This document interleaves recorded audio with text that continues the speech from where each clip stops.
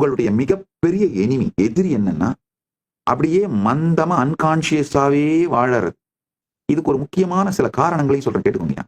காலையில இருந்து சாயந்தரம் வரைக்கும் உங்க நாளை பிரான்சைஸ் பண்ணி விட்டீங்கன்னா, காலையில எந்திரிப்போம், ஆபீஸ் போவோம், ஆபீஸ்ல 9 to 5 அந்த மேனேஜர் என்ன சொல்றான்னு செய்வோம், ஆபீஸ்ல என்ன வேலையோ அதை செய்வோம், திரும்பி வண்டி ஏறி மெட்ரோவோ இல்ல பஸ்ஸோ பிடிச்சி வீட்டுக்கு வருவோம். வீட்டுல வந்து அம்மா என்ன செஞ்சு வச்சிருக்கோ, வீட்டம்மா என்ன சமைச்சு வச்சிருக்கோ அதை சாப்பிடுவோம்.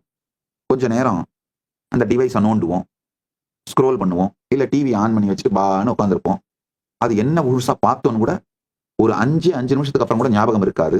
அப்படியே டயர்டாகி தூங்கிடுவோம். மறுநாள் காலையில திரும்ப எந்திரிச்சு மனசுக்குள்ளேயே முடிஞ்ச வரைக்கும் உலகத்துல இருக்க அத்தானா பேரையும் சபிப்போம், புலம்புவோம். சில நேரத்துல யாராவது ஒருத்தர் உங்க புலம்பல காது கொடுத்து கேட்கறதுக்கு ஆள் கிடைச்சிட்டா சத்தமாவே புலம்புவோம். உடனே திரும்ப ஆபீஸ் கிளம்பி ஓடுவோம். உங்க நாளை பிரான்சைஸ் பண்ணிட்டீங்கனாலிங்கயா, கான்சியஸா வாழ வேண்டிய தேவை இல்லாம போயிடுதுங்கய்யா. அப்போ உங்க லைஃப் முழுக்கவுமே ஆட்டோ பைலட் மோட்ல போட்டு போயிடலாம்னு பாக்குறீங்க. இந்த ஆட்டோ பைலட் மோட்ல போட்டு கார் ஓட்டுறதெல்லாம் ஓகேங்கய்யா.